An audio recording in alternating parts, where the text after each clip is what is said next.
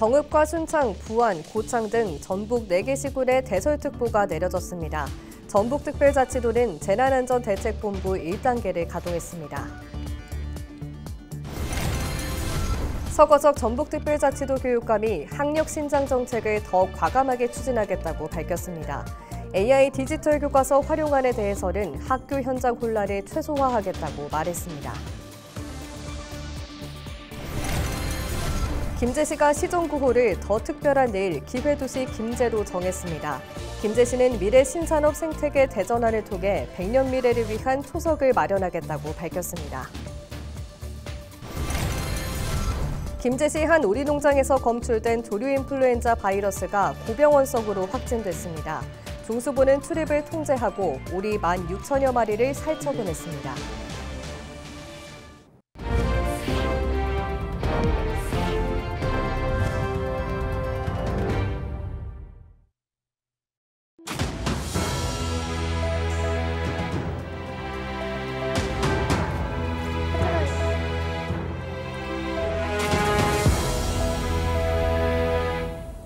시청자 여러분 안녕하십니까? 헬로티비 뉴스입니다. 정읍과 순창, 부안, 고창 등 전북 4개 시군에 대설특보가 내려지면서 전북특별자치도가 재난안전대책본부 1단계를 가동했습니다. 전북도는 대설특보가 발효됨에 따라 7일 새벽 1시 40분 대설 대처를 위한 제대본 비상근무 1단계를 가동했다고 밝혔습니다. 기상청은 모레까지 도내 전역에 10에서 20cm의 적설량이 예상되고 서해안과 남부 내륙엔 40cm 이상의 눈이 쌓일 것으로 내다봤습니다. 전북도는 14개 시군과 함께 고갯길과 같은 상습 결빙 구간 등의 제설제를 살포하고 시설물 피해 예방에 대비하고 있습니다. 또 한파 피해에 대비해 한파 저감시설 운영과 홀몸 어르신 등 재난 취약계층을 대상으로 재난도우미가 방문 또는 안부 전화를 하도록 했습니다. 서거석 전북특별자치도 교육감이 학력 신장 정책을 더 과감하게 추진하겠다고 밝혔습니다. AI 디지털 교과서 활용안에 대해서는 교육부 방침에 맞춰 학교 현장 혼란을 최소화하겠다고 말했습니다. 김남호 기자가 보도합니다. 서거석 전북교육감은 7일 도교육청에서 신년 기자회견을 열고 학력 신장 정책을 이어가겠다고 밝혔습니다. 서 교육감은 또 특수교육과 다문화교육 등 공교육의 책무성을 높여나가겠다고 강조했습니다. 작년에 이어 올해도 학력 신장을 더 과감하게 추진하겠습니다. 학력 신장과 함께 공교육의 책무성을 확실히 높이겠습니다. 취약계층을 위한 지원을 두텁게 하고 교육 기회의 폭을 넓혀 누구도 교육에서 차별받고 소외되지 않도록 더 탄탄하고 더 촘촘하게 살피고 지원하겠습니다. 논란이 됐던 AI 교과서 도입에 대해 서거석 교육감은 유보적인 입장을 보였습니다. 서 교육감은 시범적으로 실시할 구상은 없다면서 각 학교별 의견을 검토해 협의하겠다고 답했습니다. 일단 신청을 받아봐야 되겠죠. 그래서 그 이후에 몇 개 학교나 주는지 또 이제 어떤 식으로 해야 될 건지 하는 부분도 지금 정확하게 정해지지 않은 부분이 있기 때문에 그건 좀 추이를 봐가면서 정할 계획입니다. 서 교육감은요, 교육활동 보호를 위해 교장 책임 민원 대응 체계 점검 후 회복조정 지원단과 교원 치유 프로그램을 확대하겠다고 말했습니다. 학습 부진 요인으로 문해력 취약을 꼽은 서 교육감은 미래형 학교 도서관에 전문 인력을 배치해 학생들의 문해력을 높이겠다고 덧붙였습니다. 헬로티비 뉴스 김나호입니다. 민선 8기 3주년을 맞는 새해 들어 김제시가 내세운 시정구조는 더 특별한 내일 기회도시 김제입니다. 김제시는 미래 신산업 생태계 대전환을 통해 100년 미래를 위한 초석을 마련하겠다는 의지를 피력했는데요. 정명기 기자의 보도입니다. 부지 조성공사가 한창인 제2특장차 전문단지, 또 지평선 제2일반산업단지가 조성될 이 두 지역 모두 정부의 기회발전 특구로 지정됐습니다. 지방으로 이전하는 기업에 파격적인 혜택을 주는 만큼 김제시는 특화 선도기업과 연계한 우량기업 유치로 양질의 일자리를 만들겠다는 각오입니다. 국내 유일의 특장차 산업 중심지로 거듭나고 미래 모빌리티에 특화된 특구로 만들어 나가겠다는 구상입니다. 옛 김제공항터를 활용해 국가산업단지 유치에 나서고 미래 에너지인 수소산업 육성 의지도 밝혔습니다. 국가산단인 전북 첨단과학기술단지는 구 김제공항부지에 반드시 유치하여 신성장 산업의 강력한 교두보를 확보하고 수소산업 육성을 위해 수소 생태계 로드맵을 구축하고 수도도시 조성사업 등 국책사업 연계 방안을 도출하겠습니다. 종자산업도 신성장 동력으로 육성하고 스마트 농업 기반도 확충할 방침입니다. 스마트 농업 디지털 콘텐츠실을 구축해 농산물 홍보와 미디어 공간을 만들고 전국에서 처음으로 조성한 스마트팜 혁신밸리에 대한 지원도 이어갈 계획입니다. 앞서 민간 육종연구단지를 유치한 김제시. 차질을 빚고 있긴 하지만 종자산업 관련 기업들을 집적화하는 종자산업 혁신 클러스터 조성 사업을 계속 끌고 나갈 방침입니다. 농업의 반도체라 불리는 종자산업을 신성장 핵심 동력 사업으로 육성하고 지능형 농기계 실증단지 구축 사업은 대한민국 농기계 산업의 새로운 패러다임을 제시하겠습니다. 새만금 해양항만도시를 표방하는 김제시는 올해 재수립될 예정인 새만금 기본계획에 적극 대응하겠다는 의지를 거듭 밝혔습니다. 배후도시 용지의 산업용지를 확대하고 수상태양광 2단계 사업 부지의 경우 이른 시기에 복합개발용지로 개발할 수 있도록 요청할 방침입니다. 새만금 행정구역 관할권 확보는 우리 미래시대의 사활이 걸린 문제이기에 내구장 미래를 지키는 최후 보루라는 사명감으로 혼신의 노력을 다하겠습니다. 민선 8기 반환점을 돌아 후반부로 접어든 김제시. 정 시장은 올해를 성장 결실이 시민 삶에 더 빨리 확산할 수 있도록 모든 힘을 쏟아부어야 할 때라고 강조했습니다. 헬로티비 뉴스 정명기입니다. 고병원성 조류인플루엔자 중앙사고수습본부는 김제시 공덕면의 한 유경오리 농장에서 검출된 조류인플루엔자 바이러스가 최종 검사 결과 고병원성으로 확진됐다고 밝혔습니다.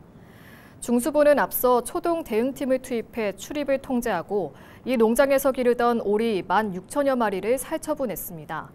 또 오는 10일까지 전북도 내 오리 농장 69곳과 전국 참프레 계열 오리개양 농장 22곳에 대한 정밀 검사를 벌일 계획입니다. 이번 겨울 들어 도내 가금류 농장에서 고병원성 조류인플루엔자가 검출된 것은 6번째이며 전국 가금류 농장으로는 21번째입니다. 고금리와 대출 규제 속에 탄핵 정국이 이어지면서 부동산 시장의 침체기가 길어지고 있습니다. 정부가 주택시장 활성화를 위한 공급 확대와 금융부담 완화 정책을 내놨는데요. 얼어붙은 시장을 녹이기에는 충분하지 않다는 지적입니다. 차선영 기자가 보도합니다.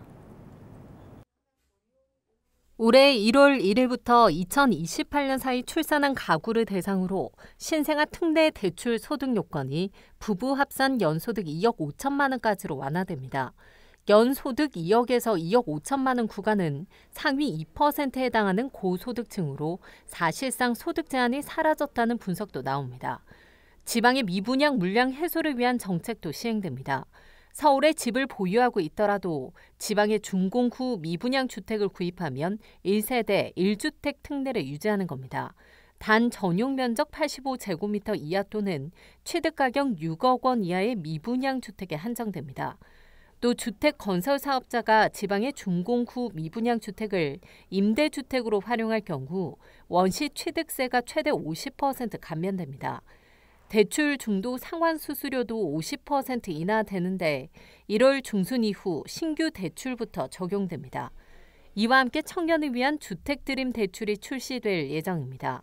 분양가의 최대 80%까지 낮은 금리로 대출받을 수 있는 상품으로 연소득 7천만 원 이하 만 34세 이하의 무주택 청년이 대상입니다. 정부가 주택시장 활성화를 위한 여러 대책을 내놨지만 지역 부동산 시장에 미치는 영향은 미미할 것이라는 전망이 지배적입니다. 총 부채 원리금 상환 비율 2단계가 시행되면서 대출 규제로 자금 확보가 어려워져 실수요자 구매 여력이 떨어진 상황에서 7월부터는 3단계가 도입돼 대출 한도가 더 줄어들기 때문입니다. 정치적 불확실성도 부동산 시장 침체에 영향을 주고 있습니다. 하방 압력이 어느 정도 작동했던 우리 지역 시장에서는 결국 트럼프 미국 대통령의 취임이라든가 아니면 탄핵 정국 자체가 오히려 주택 가격의 불확실성을 좀 더 높이는 쪽으로 작용을 하는 것은 분명하다라는 측면에서 보면 당연히 투자 수요는 위축이 될 것이고 지역 실수요자 입장에서도 당분간은 좀 대기 수요로 남을 가능성. 상반기까지 침체가 지속될 것이라는 전망 속에 금리 움직임과 대출 규제 완화 여부가 지역 부동산 시장에 영향을 미칠 것이라는 분석입니다. 헬로티비 뉴스 차선영입니다. 고창군이 고향사랑 기부금을 7억 원 가까이 모으며 지역 발전 사업에 사용하고 있습니다. 고창군은 지난해 고향사랑 기부제를 통해 6억 9천만 원을 모금했습니다. 모금은 온라인 5억 5천만 원, 오프라인 모금액 1억 4천만 원입니다. 기부제 시행 첫 해인 2023년 대비 7.7% 늘어난 금액입니다. 기부자에게 제공된 답례품도 1억 4,900만 포인트에 달했습니다. 고창 발전을 염원하는 소중한 성금 기탁에 감사드리며 앞으로도 고창 지역 청소년 지원 사업 등에 소중히 사용하겠습니다. 자동차 부품 제조 기업인 동신산업이 남원시에 100억 원 규모의 공장을 건립하기로 했습니다. 남원시와 동신산업은 7일 남원시청에서 투자 협약식을 가졌습니다. 동신산업은 올해 상반기까지 103억 원을 투자해 남원 일반 산업단지 21,800제곱미터에 공장을 지을 계획입니다. 공장이 정상 가동되면 20여 개의 일자리가 만들어질 전망입니다. 앞으로 영원한 거점 도시인 남원시에서 유망 기업으로 성장할 수 있도록 행정적, 재정적 지원을 아끼지 않겠습니다.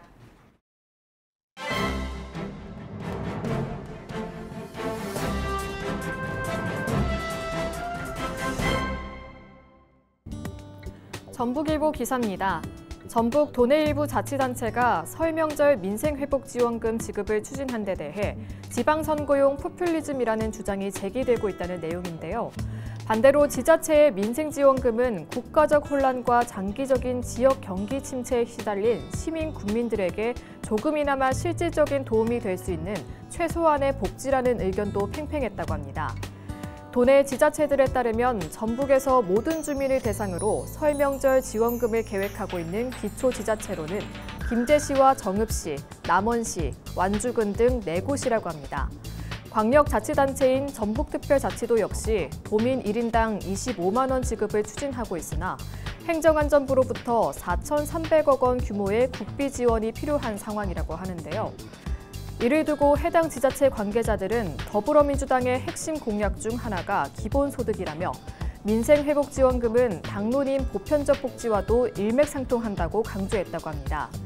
정치권 내 자치단체장 후보군 다수는 이에 대해 현직 단체장의 매표 행위이자 전형적인 포퓰리즘성 복지라고 토로했으나 자칫 역풍을 우려한 듯 공개적인 비판의 목소리는 내지 못했다고 하는데요. 재정이 넉넉하지 않은 전북 지역 지자체들이 현금 복지 경쟁에 뛰어들면서 향후 그 부담이 눈덩이처럼 불어날 것이란 지적도 있었다고 합니다. 지금까지 신문 브리핑이었습니다. 전북 서남상공회의소가 정읍 서남상위 대회의실에서 신년 인사회를 열었습니다. 올해 신년 인사회에는 최종필 회장과 이학수 정읍시장, 김종은 전북특별자치도 경제부지사 등 정읍과 고창, 부안지역 회원사와 관련 기관, 사회 각계 인사들이 참석했습니다. 현장 발언 직접 들어보시죠. 상공회의소에서는 기업애로 종합지원센터를 운영하며 기업애로 및 고충을 정부에 건의하고 지자체와 협력하여 해결해 나가는 데 최선을 다하겠습니다. 이상으로 뉴스를 마칩니다. 시청해주신 여러분 고맙습니다.